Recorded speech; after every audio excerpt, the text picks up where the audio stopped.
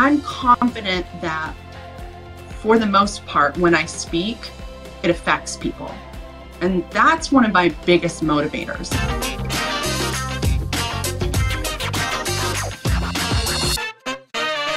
You guys, my name is Heather Quisel, here to level up your business and to level up your life. And we're just having some fun this morning. Kristi is back with us this morning. She was like, this live thing is so much fun. I want to turn the tables. I want to interview you. So I'm just going to kick it to you, girl, and let you do your thing. Kristi Saucerman live. Okay, well, by all means, this is in no way a replacement to anything else that you do or for anything I plan on ever doing. But when you and I were talking the other day, I thought, you know, you're such an inspiration to so many people. So many people know you as this motivational speaker, this entrepreneur, this real amazing life coach, and people know you on so many different levels. But have they ever really had the pleasure of sitting with you at Starbucks and getting to know you the way that I did? And just you and I hanging out at Starbucks, just talking so long ago when we did, I figured there's a lot of people who really deserve to just hear your story and talk to you just as a mom or a friend, not the person up on stage, not the person inspiring all these people with these great blog posts and articles and information, but just, you know, you, unplugged. And that's where I reached out to you and I said, you know, let's just have coffee and let's just talk. Tell me about the stories. I'll ask you some questions. I know there's some things that if it were me on the other side, what people would probably want to know about Heather Quisel. So, you know, things like, one of your blogs I read, which I've read so many of them. I've followed you for years as well. And the one that really struck home recently is the one about, what did you want to be when you grow up, or titled something like that. And I showed my daughter recently because she's in college, and where she might start down one path, she's ultimately going to navigate and find others. But you wrote that blog post because long ago you thought you would be something different than where you are today. But how did you get there? Tell me what inspired that. What do you want to be when you grow up post, and tell me about Heather Quisel. What were you and how you got here? I first want to say, like, Kristi's one of these people, and I'm going to start by answering a different question that wasn't even asked, but how I got to know Kristi is I'd heard of you in town because you and I had both been in a similar organization, the Junior League. I'd heard of you, but then I had been following you on LinkedIn and had been admiring you as an influencer and a leader in our area for a long time. And I just reached out and was like, hey girl, like, you want to go to coffee? Like, I want to know more about you. And those coffees we've had in Starbucks are some of the most fun conversations I've had. So I love that. And I love this. So this is really cool. I've learned so much in being an entrepreneur because it wasn't what I went to college to do. And even the word entrepreneur, it wasn't in my vocabulary until like 7 years ago. Like, my family, my dad was a teacher and a sporting coach until he retired. My mom was a teacher till she retired. My stepmom was a nurse until she retired. And so, you know, our life was 9 to 5, you know, go to college, get a good job with health benefits and a steady wage, right? And so that's what I did. I went to college. I went into teaching. Actually, funny enough, I went into accounting first with it, which, if you know me, I don't do spreadsheets and I don't do numbers, but this is where my small thinking was. My husband and I are from a small town. When I graduated college, I was waiting tables at the only Chinese restaurant in town. And in my mind, I was like, well, I'll follow my husband to college. I'll get an accounting degree and I'll come back and manage that restaurant. Like, that's where my mentality was. And then we start, you know, trying to, I don't even remember what you call it in like tax prep and stuff in college. And I was like, dude, I can't do this. And I had a bike. I had no car in college. This is kind of a long story, but no, that's why we're sitting here. One of the things that, one of the places I drove by every day. Wait, is that you driving Or is that you riding a bike? Riding my bike. Okay. Riding my bike. In the snow, it didn't matter. I didn't have a car. And one of the places I rode past every morning was this preschool that was part of the college. So college students who were going to school for teaching actually taught in the preschool as part of their school. And that always caught my attention. So I switched gears, went into early childhood education. And then there's that. I was teaching when I graduated. I was teaching in preschool, taught for 10 years, loved it, blah, blah, blah, blah, blah, all the things. And then I wanted to stay home, like many women do.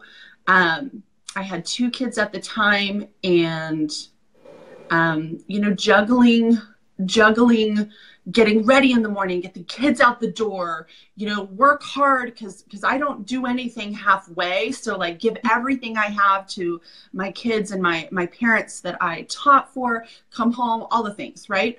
So I wanted to be home with my kids, but very quickly I realized that wasn't very challenging for me. I don't know if that's the right word, but I needed more. Like I didn't feel this was enough. Like I had mastered keeping house. I had mastered, making clothes for the kids on the sewing machine. Like I was trying anything to challenge myself. And then ultimately I got into business, and it was simply because somebody introduced me to a skincare brand.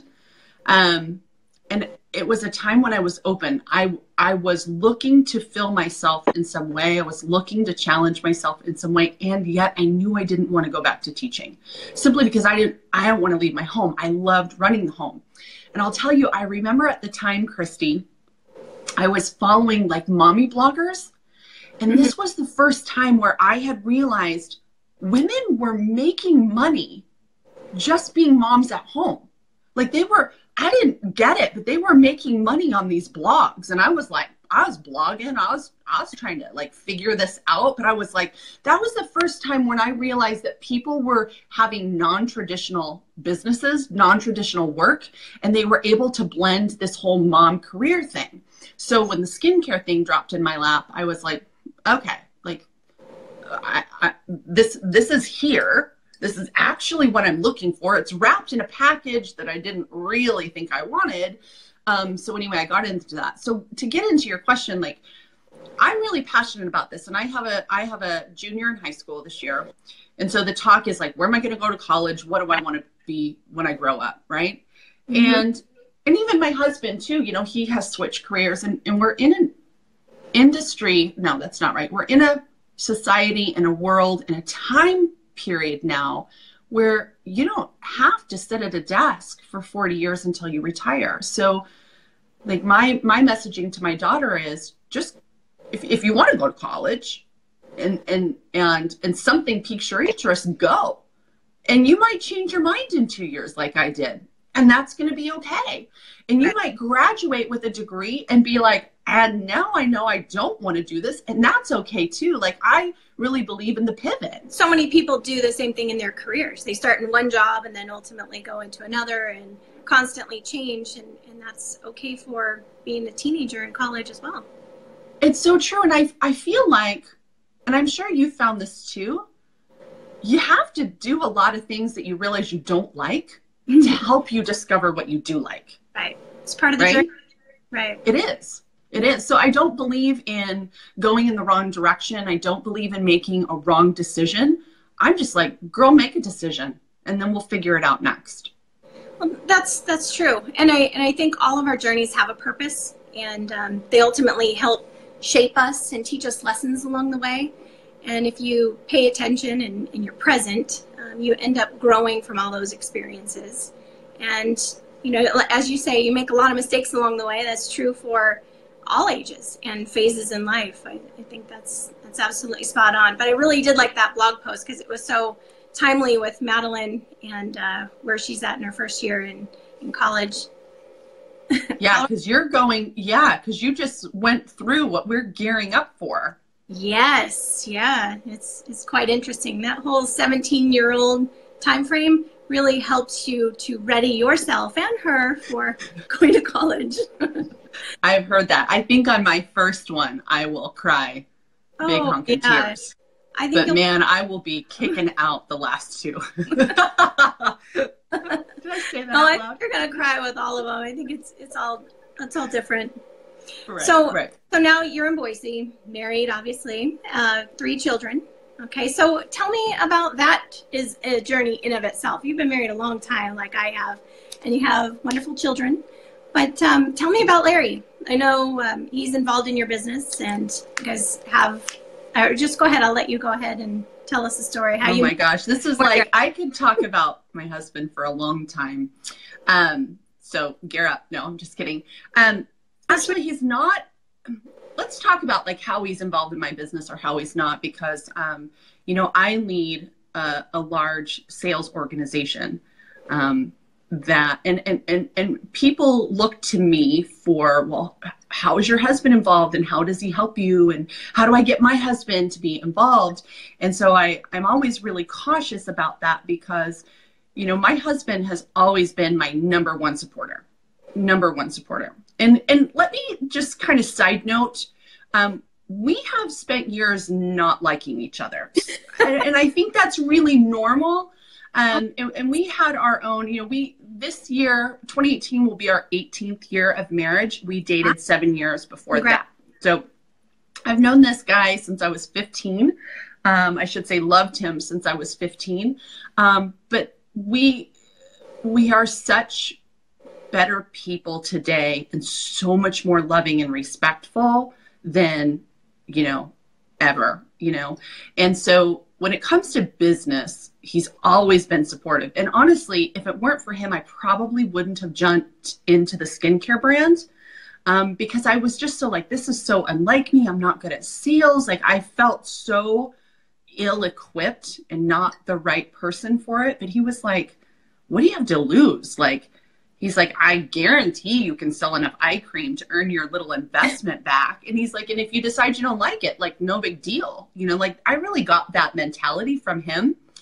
But when it comes to running my business, he doesn't touch it. He doesn't want to be part of selling skincare. He doesn't want to talk about skincare. He didn't want to train skincare. He don't want to coach people. You know, he's very much like, he doesn't want to manage people and has never wanted to. Well, the most important part is that he's supportive of you. Yes. And that's the one thing that he has always been supportive. Now, 7 years in business for me, I would say in the last year and a half, the boy has finally caught up. And what I mean by that is naturally, he was like, yeah, my wife does this little skincare thing. And even as we were turning into an LLC, as we were growing bigger than his corporate salary, he still, never to me, but he still dismissed because he kept thinking, when is this going to end? You know, this is short term. So he never banked on my money, what I was bringing in to make his money decisions. He's wicked smart financially, thank God, because I don't do numbers. But when I say like in the last year and a half, he's really kind of caught up because number one, he started attending events with me with our skincare brand. So he's starting to see like, oh, this business wise, he's like, okay, I get this. This is going nowhere. You've figured this out and this is real. I better get on board. And that's been really fun. He's become to me, like I call him my board of directors. He's that guy that behind the scenes, when I'm frustrated, when I, you know, get a nasty email, when I don't quite know how to help, you know, one of my leaders through something or a mindset issue, he's the one that can say, well, let's look at it this way. You know, he's really been a great partner for me in that way. But again, it didn't start out that way. So now you have 3 kids. Are they inspired by you like so many are and want to get into the skincare line or? You know, my kids, my youngest was 2 when I started. And I had been a stay-at-home mom, so I was really deliberate that my kids understood what I was doing and why I was doing it.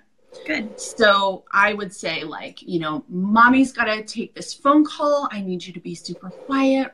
And at that time, it was, remember what we're working for. And we were working to get daddy out of his job. Like, and my husband will never not work. And he thought that was silly, but I was like, he hates what he's doing. I want to give him options. So that's how it was always phrased. Like, I need, you know, so I involved them really early in everything I did. And I remember too, like when I hit my first like really big leadership title with the company, it was, when mommy hits this, you guys are going to get this. Like, they got their first Wii, they got, you know, these games. And so it was like, when mommy gets this, mommy earns this trip, like, this is what we're working on. So I always made it something we were working on. I'm going to get, and you're going to get, because we do this together. And it's still that way. Like I'm a verbal processor. So my kids hear, I'm a verbal processor. Verbal, sorry. Okay. Right. So I'm always processing out loud, talking out loud. So my kids hear me talk about my business, my goals, what we're working on all the time. And so it's fun because when I say, you know, Daiquiri is sealing up RFX this month, they'll go, oh my gosh, you know, like they know what it means and they know the gravity of it, which is really cool. And I think for us, like I have young people now. You know, when I started my business, I had small kids. Now I have these young people, and I'm really conscious as a parent, and I bet you are too, and I'd love to hear this from you, Kristi. I'm really conscious that there are certain things I want to rub off on them early in life that I didn't get, right? And like I said, my parents worked so friggin' hard. I mean, they're hard workers. But just didn't know the entrepreneur side. And I'm really passionate about that because it's given me freedoms. It's given my husband and I, our family, these freedoms and like financial freedom. When you don't have financial burden, it allows you to reach your potential and serve others at a much greater scale. So I'm really passionate about that. So I'm always conscious in parenting that I am kind of giving them this launch that I didn't get till I was like, you know, 34, 32, something like that. So that comes down to, I can't remember if you and I are talking about this, but if you've been watching videos, Shelley Fulcher Kuntz was on last month sometime, and I adopted this. I did this takeaway from something her parents paid her as a kid to read, personal development books. So we implemented this last month in my house, and I have a pretty steep price tag on a book with a one-page report. Can you see this? That is fantastic. You see her crawling past to get something. It's fun to see them reading things that really get them thinking differently. Like, I love that. Yeah, what a fantastic idea to be able to reward your kids for further developing themselves through reading some books early on, right? That really sets the stage for them as they... Oh my gosh. Once they read them, they realize how valuable it is or how it makes them feel or what they take away from that. And that's addicting.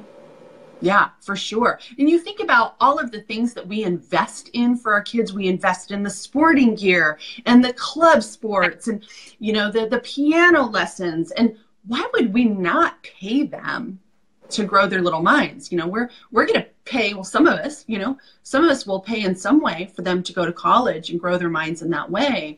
But that personal development is something that they don't get anywhere else. Nobody else is putting this in their minds. Yeah, it's a really so great. I'll pay you to put that in your mind, buddy. I that's one of my favorite takeaways this year. Yeah, that's definitely a good one. I like that. How old are your kids?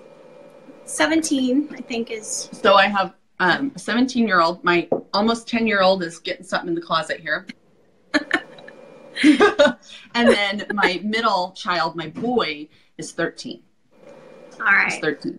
Yeah. Okay. That's quite the span and presents its own challenges and opportunities in of itself as well. Oh, a kid in each, you know, one in elementary, one in middle, one in high school. So you talked about were down in Fields when you got started. When was that? When did you get started, and how did you get started? It was August 15th, 2010. And I know the date because every time I log into my back office, it reminds me my enrollment date. There were some things like I felt extremely fish out of water. Like, what am I doing here? I know nothing about business. I know nothing about skin. I know nothing about sales. I had no social media account. I'd never been on MySpace even. Like I just had never been on MySpace. And I think I got my first cell phone like the year before I started business or something like that. So, and in our particular business, like there's so many different direct sales, right? And I had this feeling when I started that this was going to be different. And it was going to attract a different kind of people. Like I knew right away that I was looking for smart, successful, out in the business world kind of women for recruitment. But I was not that, right? Like as a stay-at-home mom, former teacher, I had no influence. I had no circle of friends. I had no Facebook account. So I had this, I just understood, and I don't know, a lot of it I think is the gal who brought me into the company. She was an owner of a real estate firm in Bozeman, Montana. In my mind, one of the smartest women I had ever met, accomplished, doing the career thing and doing it well. So I was like, that's the kind of woman that is going to grow this. That's who I need to be attracting. And I've told this story. I don't know if I've ever told you this story, but in my little stay-at-home mom, small thinking kind of world, I was like, well, if I want to attract these like Kristi Saucermans of the world, I better start looking like them, right? Because I was dressed in like yoga pants and sports bras 24/7. And I knew that like if I was going to go out and meet people, I was just going to meet more stay-at-home moms, right? Which let me say this: stay-at-home moms have killed it in my business. Like those are the women that have really built a huge bulk of my organization. So I went out and I bought what I thought would make me look like a businesswoman. I bought my first Coach handbag. I bought a nice watch and I bought a set of high heels. And I started like dressing, like I never left the house unless I looked like what I thought was somebody who just came from work. So I just got busy. Like, I started a Facebook account. I was told like, girl, this is the smartest thing to do for your business is to run a social media account and do it well. And so when it comes to social media is like the biggest blessing. Like if I didn't have that, I don't think I would have been able to build the way I did.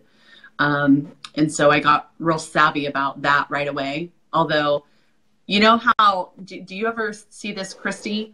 When you pull up Facebook in the morning, it'll say like, oh, here's all the things you did on this day in years past. Have you seen that feature? Oh yeah. Oh yeah. So I can see what I was posting 7 years ago. Sometimes I'm like, I can't believe this is the stuff I was saying to attract business. And yet I still built a business saying that. I still built a business being completely clueless. It worked. It totally worked. I just kept putting myself out there. And I look back and I'm like, oh, I cringe. This is terrible.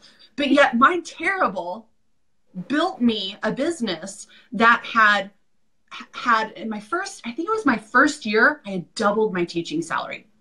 Side note, that preschool teaching salary was chump change. But to me, I doubled that bad boy in part-time hours, and nap-time hours. So my terrible social media built a business. And that's one of the things I try and remind people that if you're starting out, if you're new, you got to be willing to do it ugly until you figure it out. But you have to do it. And it's not going to look good and it's not going to be polished and it's probably going to suck for a little bit. But if you just hold on and trust, a lot of people build businesses and build a name and a reputation and a brand by being really sucky at first. I was one of them. It's true. It's true. I mean, not to mention all the rejection that, I mean, you think about how many times you get out in front of people and how much they don't believe in it, or they don't trust it, or they don't want it. And it's a direct reflection of you personally, or feeling like you failed, and learning from those lessons and moving forward from those experiences, and you grow from that. And I know that you. Oh my gosh. So you'll love this. So my husband came home from the gym yesterday and he's like, "Gal, there's this gal at the gym," and he's like, "She's there every morning." And he goes, "You know, and she's pear-shaped. You know, she carries her weight, you know, around the middle." And he goes, "But she is at the gym every morning and she is busting her tail. And I wanted to just go up to her this morning, and I need your help. How can I say this? I want to go up to her this morning and just tell her, like, if you just need some help, like, I know somebody that can help you." And I was like, you don't do it. You don't do it. You don't do it. Don't even go there. And I know this because I can still remember I was brand new in skincare. And I came across somebody, oh my God, bless her. I came across a woman in the mall with really bad acne.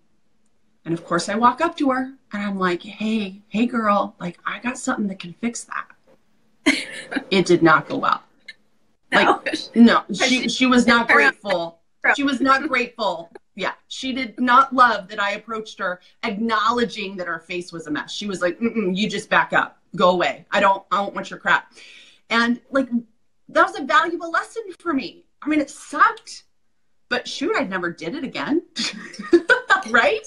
And so we have these really ugly moments of where we really flounder, but they can be our best teaching moments. I mean, I got 100 ways of that kind of mess up.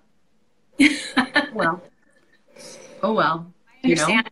But now today, after all those experiences and lessons that you've learned along the way, you're so confident, and you're always in front of the camera. You're always inspirational, and you always have these great messages. But what are your insecurities, and what are you self-conscious about, and how do you overcome those? I might be one of the most self-conscious people on the planet. Right now, I'm self-conscious that I didn't put lipstick on. I'm self-conscious that this interview was too long and people are tired of listening to me. I'm self-conscious. Confidence is a funny thing because, and I love talking about confidence because it's something that I'm constantly studying, so that I can build it in myself and then teach other people how to get it as well. And was it you asking me no, it was my friend Natalie at lunch. Like, when it comes to live video, I mean, this is such a great, I guess, visual. She was like, how do you get the confidence to go live every day? And I don't feel confident any single day when I press go. And it's one of those things that, for me, it's important to what I do. It's a part of my goal system. And so I force myself to do it every day, but I don't feel confident. And most days I click the finish button and I'm like, well, that sucked. I'm like, that was flat. That was terrible. And I think it's just time. Right? We are our own worst enemy. We spend so much time focusing on what we're not doing well or our flaws. If we spend the same amount of time focusing on our strengths, on what we do well, and I work very hard, Kristi, to focus on what I know I do well, like what I call zone of genius. Because if you're operating out of your zone of genius, the confidence is there because you're good at it, right? Wow. Yeah. Right? Right. I love that. You got a nurse, when somebody comes to her, she knows what to do. She's confident. Now you take that nurse and you put her in a skincare selling, small business like I do. Now all of a sudden she's like, I don't know what to do. I don't know what to post. I don't know what to say. People are going to think I'm crazy. It's because you're out of your element, right? Right. But I think that there is so much that we can learn by being out of our element. And the cool thing about confidence is you're not born with it. Like, you're not lucky. You're not special if you have it. If you have it, it's because you've consciously built it. You've consciously cultivated it. And so anybody can get it. But again, it goes back to, you got to do it ugly for a while. It's kind of like riding a bike, right? I love that. Like you've taught kids to ride a bike. Yeah. They're like, don't let go of the seat. Don't let go. Don't let go. Hold on to me. They're so afraid. Right. They don't have confidence. And how many times do we watch them biff it in the grass, hit the mailbox, run into the truck, right? But yet we know if they just keep doing it, they'll build that confidence. And then all of a sudden you let go one time and they're like, heck yeah, I got this. And you don't see them for 2 hours, right? Confidence, that's how it is with everything, But you have to be willing to run in, to the parked cars a little bit, to get some skinned knees in the expectation that over time that confidence will come. So, I mean, shoot, I'll tell you, I'm confident about a couple things. Okay. I'm confident that for the most part, when I speak, it affects people. And that's one of my biggest motivators. And I see it turn a light on for somebody else. Dude, that's golden. Like, that's my favorite. Right. It's my favorite. And so I just lean on, just keep talking. Just keep putting it out there. Just keep sharing.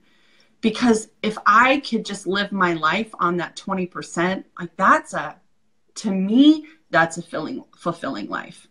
And so if I just, if I'm like, oh, I don't have any makeup on today, or like, I'm really sounding like an idiot today, I'm still driven by, but I know that somebody's going to get turned on, like a light's going to get turned on. Something's going to change and it's going to affect something in their day-to-day. And that's my fave. I mean, that's my fave. Oh, I think that's pretty fantastic. That's well put. Leah's asking what kind of music I listen to. Oh, I see. So I'm a creature of habit. So I listen to what my husband calls Jesus jams. I'm really the Christians. I'm really cautious. And I should say not cautious. I'm very intentional about what goes in my ears at this point in my life. And so pop music, while I love the beat, the lyrics don't serve me. And to have that repetitive, because your mind will take like whatever you last listened to, right? You'll play it in your mind all day long. You're singing and, like I might be singing, Taylor Swift's, what is anyway, I might be singing lyrics over and over that aren't positive, that aren't empowering. So Jesus jams plant in my mind what I want to live by. I like that. And also there is a workout station on Pandora, a Jesus Jam workout station. So I can get like my pump on in the gym, but with the lyrics that serve me, which is awesome. I also in the morning, I listen to a lot of like relaxation. So my current go-to for Alexa is, Alexa, play me New Age relaxation. There you go. And it has sort of this like, kind of like electric, kind of like, I don't know how to describe it. Yeah, just a subtle undertone. So I find that at the end of the day, I can't do any words. I can't absorb any more words. So I like just instrumental music. Nice, relaxing in the background. That's good. Somebody asked a question about books. What books are you reading right now? It's funny. I almost brought them in case you asked me. So I have 2 that I'm working on. I'm almost finished. So one is The Magic of Believing. Oh. And I think everybody should read this for the first book of 2018. It's so good. Can't believe I hadn't heard of it before now. And that was from Shelley Fulcher Kuntz's list that she was paid to read as a kid. All right. So The Magic of Believing. Is that right? No, right. It's not. That's not. The Magic of Thinking Big, something like that. shoot, Okay. now I'm really, but The Magic of Believing is a book, and that was good too. This is something about, I'll get you the title. The other one is, I was just introduced to an author called Esther Hicks. I got a mindset coach this year, and she's blowing me away. I love her. Oh, wow. And she introduced me to Esther Hicks, and this is Ask and It Is Given. Ask and It Is Given. So it's on the law of attraction, and that was really good, a very good, easy read. And my daughter, that's on her next paid to read list. Healthy eating, health food, always, constantly. But what is your guilty pleasure? I mean, for me, it's either triple shot, tall soy, vanilla latte at 120 at Starbucks, or it's a Pixie Stick Rebel over at Dutch Bros. What is your guilty pleasure? Is it potato chips? Maybe it's French fries. Maybe it is something completely different. But what is it that you go after for your guilty pleasure there? It's chips and salsa. Oh. It's Matador chips and salsa by the basket. Or if I'm really hard up, I go up to Rite Aid for the hint of lime Tostitos. That's funny. Those are my favorite. Chips and salsa, hands down, my favorite. It used to be pizza, but I can't do gluten or dairy anymore, so that takes all the joy out of that. And dairy hurts me enough that I just don't even try, but I'll have some cake or, I used to eat saltines by the roll, like for lunch. But it's chips and salsa. If I'm going to have something and just like eat ridiculously, it's chips and salsa. So one more thing. Okay. One more thing. You had invited me to that, I think it was Give, Grow, Gain community. Yeah. And I've spent some time on that site or that group. It's amazing. The inspirational women that are on there, the astonishing stories, all the different entrepreneurs. There's so much value in that. You started that. Mm-hmm. That's amazing. I love that. So what made you start that? So this is something that I have just been thinking about, and I actually started it with one of my leaders, my business partners in skincare. And what we wanted was a way to, so Give, Grow, Gain is the team name of my sales organization. And that's our mission. You got to give first, and the growth comes through giving. And then, the gain is the byproduct. And we wanted a way to share our culture and who we are and add value in a way that wasn't just like, hey, buy my stuff, right?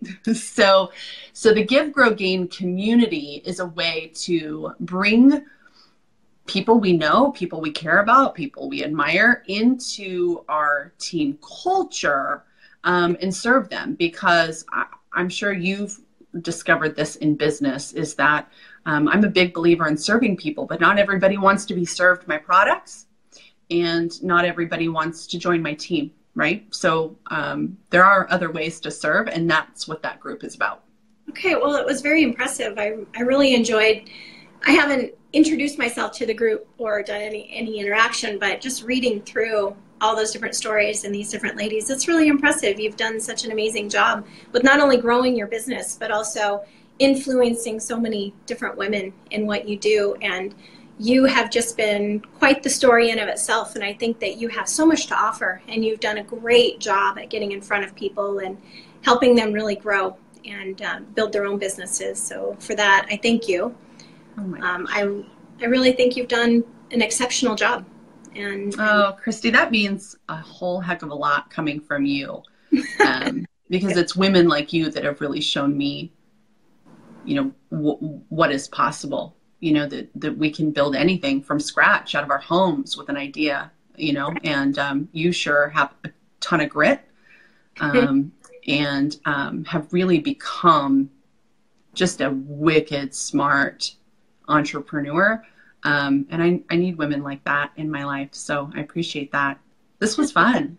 Yeah, no, this was good. Like I said at the beginning, we've had coffee, we talk, but not too many people get to know you at this level.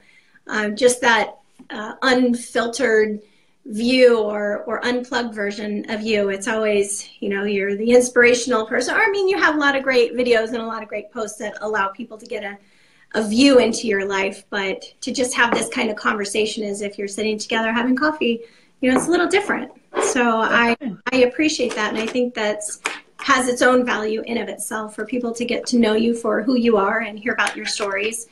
So I just appreciate you taking the time once again, hanging out with me, and just having those casual conversations. So it's appreciated. So fun, girl. Kristi Saucerman, Auction Frogs, thank you. What a great idea. Love spending time with you, and I appreciate you. Thanks, girl. Yeah, you're welcome. Let's get together soon. And okay, you got it. New Year, and keep in touch. You got it.